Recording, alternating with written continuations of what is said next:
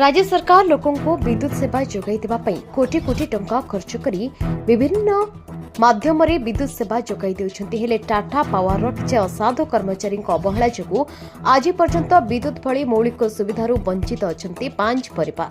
एभଳି चित्र देखिबाकु मिलिछि बौद्ध जिला कंटामाल ब्लॉक नारायण प्रसाद ग्राम पंचायत सिलेटपड़ा खजरीबंध पड़ारे ए पड़ारे 5टी परिवार रहुछन्ति। पड़ारे विद्युत नथिबारु छात्र छात्री पाठ पढ़ारे मुख्य बाधक साजिछि विद्युत ता सहित अंधार सुजोग नै अनेक थर चोरी मध्य होइथिबा पड़ावासी अभियोग करिसन्ति। पड़ावासी विद्युत सेवा जोगाई देवा पई स्थानीय सरपंच आरंभ करी विद्युत विभाग निर्वाही जंत्री ठारे अनेक थर अभियोग करि आसुथिले मध्य केही तांकरी कथा कर्णपात करि पारु नथिबा ये सोमवार कंटामाल ब्लॉक कार्यालय में चली जनशुणाणी शिविर में अभियोग करप्रति जिला प्रशासन दृष्टि दे यथाशीघ्र ए पड़ा को विद्युत सेवा जोगाई विभिन्न महल में दाबी होइछि। कंटामाल मंतर कविगलान 5 वर्ष बहुत असुविधा रहूँ 3-4 लोक कहन जे थे ये मड़ियाजर भी गनु से बोले कि नहीं तो बहुत पैसा लगवा और हाथ रू खर्चा करब बोले लाइनटा लगवा ना नहीं पारे बोलिक चिंता कहले और बहुत थर है भी एंता कर्मा बोलिकी सब बंद कर दी आर तुम लिखिक भी देछ? हाँ लिखिक भी दिखाई सरपंच के भी कहुई।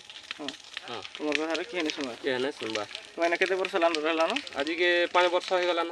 केनता सुविधा चलुछ एटा लाइन लेनो जी एंता लाइन लुटा और ये आमर डिबी डुगरा बोल एंता चलुछ आर हम 5 वर्ष 7 वर्ष हेलान रहन न इने इंदिरा आवास देछे लाइन नहीं देबार और बहुत असुविधा रह छु। लाइन लगी तुम कहा है कहियो? नहीं कहितिले बोले लाइन तुम बुझल नहीं देबार तुम एने केते वर्ष रहलान?